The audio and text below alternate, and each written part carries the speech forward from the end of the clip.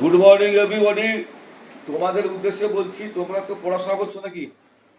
পড়াশোনা করছো তোমরা, এই শিক্ষার মূল উদ্দেশ্যটা কি? প্রথম কথা, শিক্ষার মূল উদ্দেশ্য হচ্ছে তুমি নিজে সৎ হবে, অপরকে সৎ করার চেষ্টা করবে।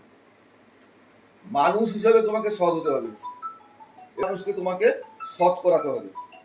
2 নম্বর, কোনটা ভালো, কোনটা মন্দ, কোনটা কাঙ্ক্ষিত, কোনটা অনাকাঙ্ক্ষিত, সেই মূল্যবোধ তোমার মধ্যে জাগ্রত হতে হবে এবং তোমাকে কি করতে হবে, অন্যর মধ্যেও সেই যে মূল্যবোধগুলো তোমাকে জাগাতে হবে।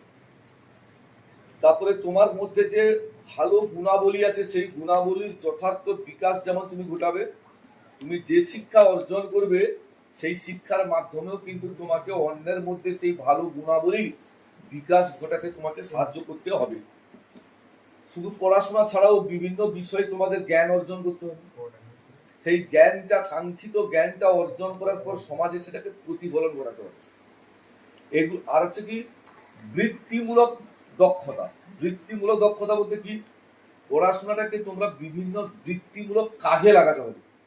তোমরাও যেমন বিভিন্ন কাজে লাগাবে, বিভিন্ন মানুষকে সেই বৃত্তিমূলক শিক্ষার ব্যাপারে তাদেরকে অনুপ্রেরণা দিতে হবে, যাতে তারা বৃত্তিমূলক শিক্ষা ব্যবস্থার মাধ্যমে সমাজ গঠনের কারিগর হয়ে উঠতে পারে। এইগুলো হচ্ছে শিক্ষার মূল উদ্দেশ্য। পড়াশোনার মধ্যে তোমরা এগুলো নিয়ে একটু ভাববে যে আমরা যে শিক্ষাটা অর্জন করছি, সেই শিক্ষার মূল উদ্দেশ্যটা কি।